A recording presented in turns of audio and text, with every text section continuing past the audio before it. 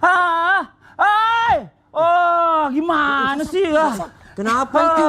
Kenapa Mas Fadli? Mana Orang udah sih? biasa. Kenapa? Pagi-pagi itu harusnya baik, tenang. Makanya kalau bangun tidur tahajud dulu. Ini kayaknya bukan Mas Fadli nih, Ustaz. Hah? Kayaknya bukan Mas Fadli. Keluar! Keluar! Keluar apaan sih? Sudah di dalam studio sudah keluar.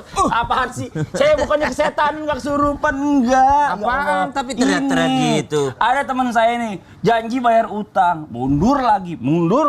Padahal statusnya di WA, di sosial media, itu jalan-jalan mulu, ngeselin banget. Astagfirullahaladzim. Yang begitu memang ngeselin, tapi bukan dengan marah-marah juga solusinya. Gimana kalau kita bahas aja? Betul. Ayo sama-sama. Saya buat tiga. Hobi kok ngutang. Wah, boleh juga tuh. Jamaah yang di rumah pasti pada setuju kan?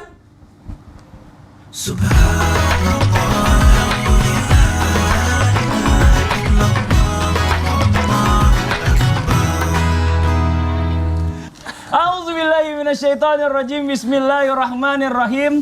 Assalamualaikum warahmatullahi wabarakatuh.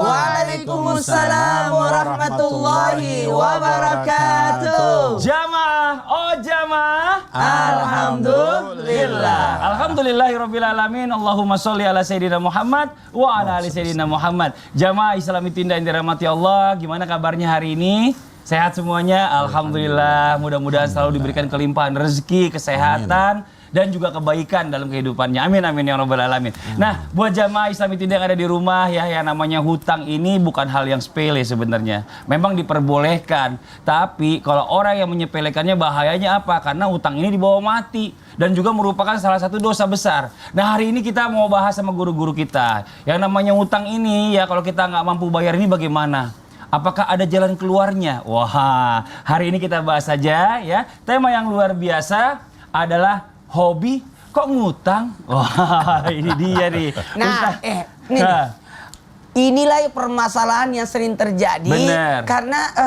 sebenarnya mereka ini berutang itu tujuannya apa? Tadi temannya Mas Fadli itu berutang, apa sih tujuannya? Saya tuh nggak tahu. Harusnya kalau ada yang mau berutang, tanya dulu apa tujuannya. Orang yang Kalau tujuannya happy-happy aja, berleha-leha, santai-santai, enak. Mana ada orang ngutang mau jalan-jalan juga, ngomongnya mau jalan-jalan, nggak mungkin. Pasti bilangnya ada kebutuhan, Ustadz. Nah, masalahnya kan pertanyaannya gini sekarang ya, Ustadz Syam, izin nih. Siap, Bagaimana nih jika orang yang suka berutang ini, padahal dia tahu nih, bahkan dia sadar, dia mampu buat bayarnya, tapi dia nggak mau bayar. Dia lebih pilih, mohon maaf ya, jalan-jalan, kalau habis minjem lagi sama yang lain. Gitu. Besaran orang berutang sama Mas Fadli berapa? Macam-macam. Paling besar. Oh, nggak usah lah. Nah, aku nanti mau ke ada yang ratusan juta. Ratusan juta. Iya. Ada sampai segitu juga. Segitu, saya juga segitu. Habib Nabil. Banyak. Berapa, Bi? Banyak. Miliaran. Hampir. Kalau misalnya saya saudara seandainya gitu. Nah, itu gimana kita mau bantu lagi atau enggak tuh? Nah, Ustaz Syam mau Baik, menjelaskan sudah nih. mantap guruku Habib Nabi, Ustaz Maulana Mas Fadli serta guru-guru kami yang dimuliakan Allah Subhanahu wa taala. Bismillahirrahmanirrahim. Alhamdulillahirabbil alamin wassalatu wassalamu ala asyrafil anbiya'i wal mursalin sayyidina Muhammadin wa ala alihi wa sahbihi ajma'in. أصبحنا وأصبح الملك لله رب العالمين سبحانك لا علم لنا إلا ما علمتنا إنك أنت العليم الحكيم رب اشرح لي صدري ويسر لي أمري واحلل عقدة من لساني يفقهوا قولي واجعل لي وزيرا من أهلي آمين آمين آمين يا رب العالمين. Bagaimana jikalau ada seseorang yang meminta bantuan? Yang namanya orang meminta bantuan bukan memaksakan bantuan, subhanallah. Jadi kita yang butuh ketika meminta bantuan, ya bersikaplah sebagaimana orang yang membutuhkan bantuan, ingin ditolong, bukan memaksa orang untuk menolong kita. Apatah lagi itu adalah saudara kita. Itu yang pertama. Kemudian dia sebenarnya sadar, kalau saya ngutang lagi nggak bisa saya bayar nih. Kalau saya ngutang lagi nggak usah saya bayar. Itu yang nggak usah saya bayar atau nggak bisa, nggak memungkinkan untuk saya bayar, mustahil untuk saya bayar. Maka subhanallah, sesuatu yang seperti ini adalah tidak diperbolehkan. Bahkan dalam hal ibadah gitu. Jadi misalnya nih ada orang yang mau naik haji, subhanallah, atau mau berangkat umroh. Mungkin dia mau berangkat umroh pada saat ini karena memang sudah mendesak untuk berangkatnya, karena umroh pertama adalah umroh yang wajib. Namun dia belum ada dana, tapi dia punya uang yang belum cair pada dirinya. Jadi dia berhutang terlebih dahulu, maka dia boleh untuk berhutang untuk ibadah karena ada modalnya, ada nanti buat dibayarnya. Yang tidak boleh adalah tidak memungkinkan untuk bayar tapi malah berhutang untuk ibadah. Nah, kalau untuk ibadah saja tidak diperkenankan, tidak diperbolehkan, apatah lagi kalau untuk jalan-jalan, apatah lagi kalau tidak diketahui tujuannya apa sebenarnya, subhanallah. Maka dari itu apa yang harus kita lakukan? Boleh nggak kalau kita nggak minjemin lagi kepada orang yang seperti ini? Karena kita udah mulai curiga nih, beberapa kali dia ngutang, kalau dia ngutang 1 juta yang dibayar 200.000, yang dibayar 200.000, nambah lagi. Subhanallah. Bolehkah kita tidak mengutanginya? Yang pertama, kalaupun dia sangat membutuhkan, kita juga punya hak. Kita punya hak untuk tidak meminjamkannya. Subhanallah. Dia nih kelihatan sangat membutuhkan. Oh, jujur orangnya, amanah orangnya. Boleh kita tidak mengutangkan karena itu adalah hak kita. Cuma terlalu sadis kalau kita tidak mengutangkannya.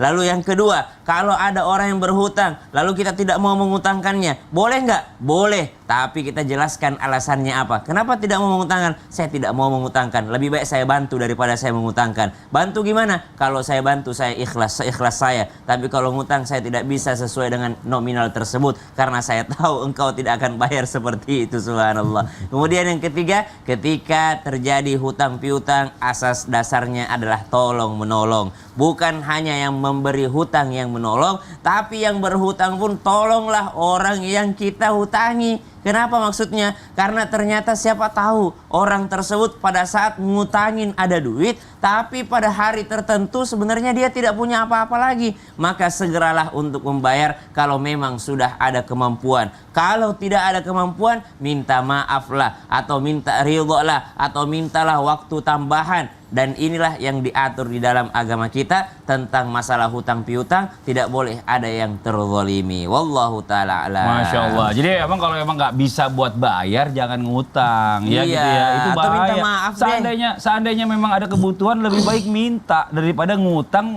Itu nggak Betul, bayar. minta tolong Nah, gitu ini ya. ada bahaya juga nih. Kadang-kadang kita serba salah ya. Apa tuh? Buat orang yang minjemin utang. Nih, mau ngutangin orang Ada utang. bahayanya. Ada bahayanya. Bukannya orang memberi utang itu kan bagus. Ada tayangan Ustadz. Nih, orang lagi utang malah diancam senjata. Ini tayangannya nih. Auzubillah summa nauzubillah. Tapi kadang-kadang begitu ya. Sebenarnya sayang juga sih buat orang yang mau ngasih pinjam utang ini, yang ngutang ini dikasih. Besok-besok kan dia ada kebutuhan lagi, mau ngutang lagi, mau orang lain pindah lagi, nggak tahu ada duit atau enggak. Kan jelas-jelas orang ini udah punya uang gitu loh. Nah, pertanyaannya sekarang yang gini Ustadz, ini beda lagi. Orang yang ngutang nih, seandainya saya punya utang sama Ustadz. Ya. Nah, bagaimana caranya supaya saya masih tetap bisa menyisihkan dan uang yang saya buat bayar ini nggak kepake? Oh iya. Karena takutnya ya, udah kita siapin, ada kebutuhan meledak lagi yang harus memakai uang itu untuk yang seharusnya bayar utang. Mau izin penjelasannya Ustadz? Iya, makasih banyak. Izin Habib Nabil yang pernah saya curhat. Oke, pernah ngutang. Perihal tentang utang. Oh iya. Tiba-tiba Habib Nabil ceritakan masalahnya lebih besar daripada saya. Ustaz, Masya Allah, tabarakallah, luar biasa. Dan Mas Fadli yang bermasalah. Bismillahirrahmanirrahim. Assalamualaikum warahmatullahi wabarakatuh. Waalaikumsalam warahmatullahi wabarakatuh. Jamaah. Yeay. Oh jamaah. Yeay. Alhamdulillah. Alhamdulillahirabbil alamin. Allahumma shalli ala sayyidina Muhammad wa ala sayyidina Muhammad. Hari ini Ayyamul Bid yang luar biasa. Tepat tanggal 14 Rabiul Akhir atau Rabiul Tsani, yang luar biasanya semalam terjadi gerhana bulan dan kita sama-sama menjalankan ibadah yakni salat gerhana. Dan alhamdulillah hari ini juga kita membahas solusi supaya kita tidak berhutang, apalagi menjadikan utang sebagai hobi. Makasih banyak tim Islam Indah yang mengangkat tema ini dan sama-sama kita mengkaji, nonton bersama untuk mencari solusinya. Pertanyaan Mas Fadil bagus. Gimana caranya menyimpan uang supaya tidak terpakai? Menyimpan Ustadz. Menyimpan. Iya, bukan tadi apa Ustadz? Menyimpan. Menyimpan Uang yang akan dibayarkan utang supaya tidak terpakai. Ini kasus saya. Oh, iya. Dikit-dikit dipakai, semua dipakai. Aduh, lupa disisihkan. Nah, yang terbaik adalah mencatat. Al-Quran mengajarkan buat kita, disebutkan supaya untuk mencatat setiap transaksi. Apalagi berkaitan utang piutang.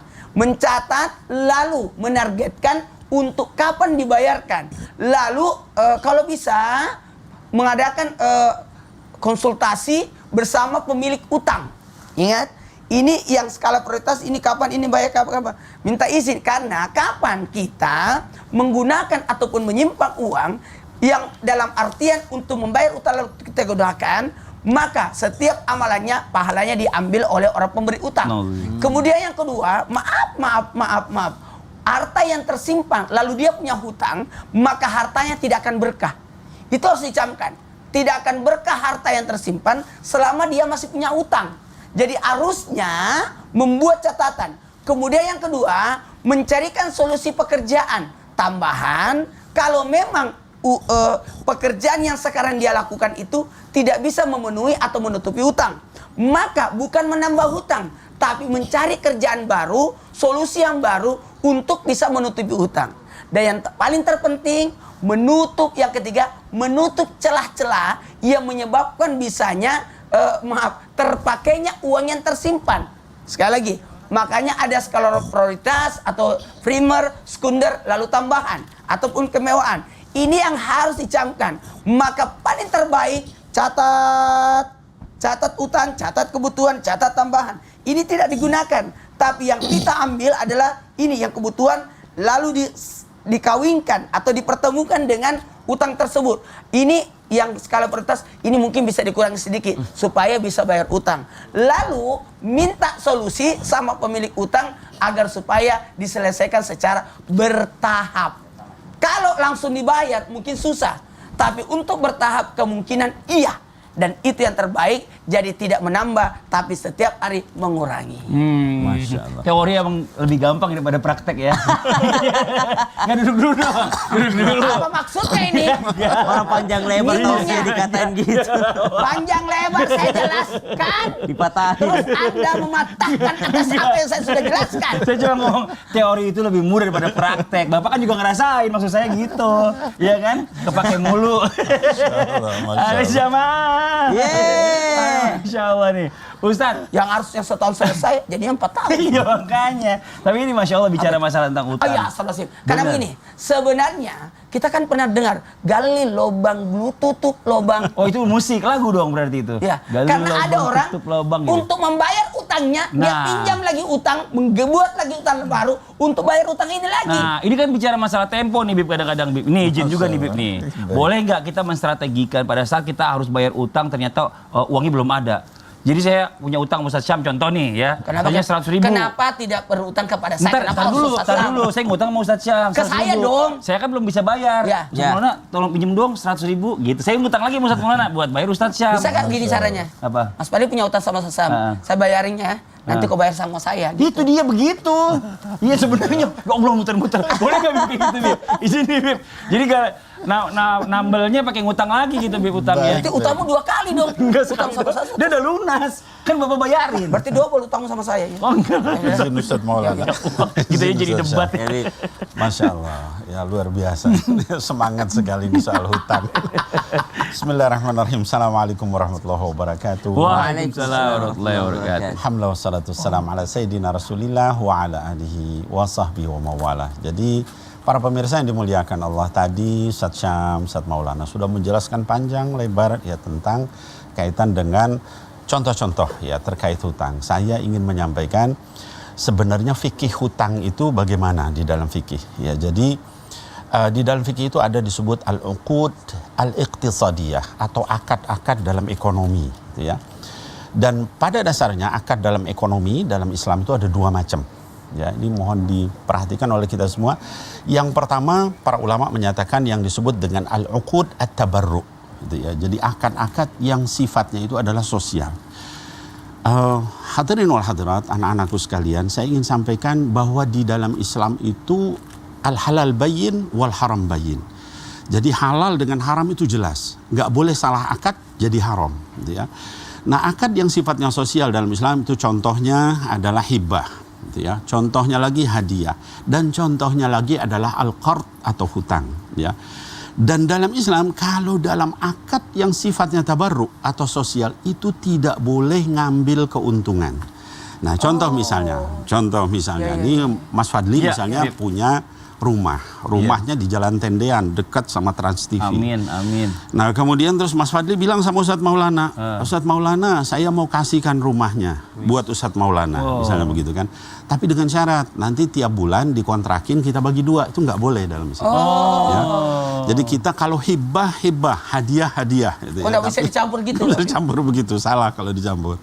Nah jadi contoh juga begitu, hutang, tapi nanti bayarnya ada bunganya, riba jatuhnya, nggak sah akadnya, gitu ya. Jadi kalau hutang adalah hutang, kalau ekonomi. Nah kalau ekonomi bagaimana? Ekonomi atau disebut dengan al-uqud al-mu'awwadah itu adalah komersil, ya. Komersil itu contohnya apa? Misalnya mubaya'ah, jual beli, ijarah, sewa menyewa, murabahah, mudorobah, musyarakah, macam-macam ya dalam ekonomi. Dan itu nggak boleh campur aduk satu dengan yang lain. Nah kaitan dengan tadi misalnya kasus, ini saya ingin sampaikan ada 2 adab di dalam Islam itu. Adab orang yang berhutang, adab yang memberi hutang, ya, atau yang berpiutang. Adab yang berhutang, haram berhutang kalau tidak kepentingan dorurah atau ihtiyajat dalam fikih. Dorurah itu artinya urgent banget, ya ihtiyajat itu artinya butuh banget. Jadi kalau untuk kepentingan gaya-gayaan, haram hukumnya berhutang itu, nggak boleh dalam Islam, ya. Nah yang kedua, bagi orang yang berpiutang, hukumnya adalah kalau kita memberikan piutang, maka kita harus siap kalau orang itu tidak mampu, direlakan. Diundurkan atau direlakan. Jadi kalau kita mau ngasih utang nih Mas Fadli, kayaknya tadi kasus ya, misalnya memberikan hutang, itu kita harus menilai, ini kalau orang nggak mampu bayar, nggak boleh itu dipaksa, ditagih gitu ya, sampai misalnya. Kecuali kalau memang kita dalam keadaan musibah, bangkrut, kena musibah besar dan sebagainya, nah itu maka boleh. Nah kaitan dengan tadi pertanyaan, boleh nggak utang dengan utang lagi? Kalau kaitannya darurat boleh. Misalnya contoh tadi, kita kena musibah, ya akhirnya kemudian terus nagih, terus orang yang ditagih nggak enak, maka dia terpaksa. Dalam keadaan seperti itu maka diperbolehkan. Darurat jatuhnya, daripada karena udah jatuh tempo. Malu sama Ustadz Syam kan. Akhirnya dapat tempo lagi di Ustadz Maulana kan, lumayan tuh perpanjang dikit ya. Iya. Tapi kalau ada seperti itu, bisa nggak kalau kita begini saja? Kalau begitu, kamu berutang sama Sasam, nggak usah saya titip ke kamu untuk bayar Sasam. Aku langsung aja. Jangan sampai dipakai yang lain. Oh, bisa jadi. Iya, tapi ada bisa. pertanyaan bagus nih dari Instagram nih. Dari Sinar Ilahi _70. Assalamualaikum Ustadz. Waalaikumsalam warahmatullahi wabarakatuh. Saya kemarin berhutang 1 mangkok mie ayam sama teman saya. Saya bayar dengan sepiring siomay. Lebih murah sih dibandingin harga mie ayam itu. Itu gimana ya? Ini mah keterlaluan, medit banget. Kalau temen udah kasih utang pinjem makanan enak mie ayam, masa gantinya pakai somai? Harusnya bayarnya pakai all you can eat, ya kan? Yang bisa makan semua, kan terasa terima kasih. Terus kenapa ketawa? Kenapa? Gak usah bayangkan itu. Nih, aku mau traktir nih. Traktir makan apa? mie ayam ya. Maaf Ustaz, saya lagi puasa ayam mulbit. Jangan kemana-mana, tetap di Islam itu indah. Jamaah, jamaah. Alhamdulillah. Katanya kan saya ini dulu.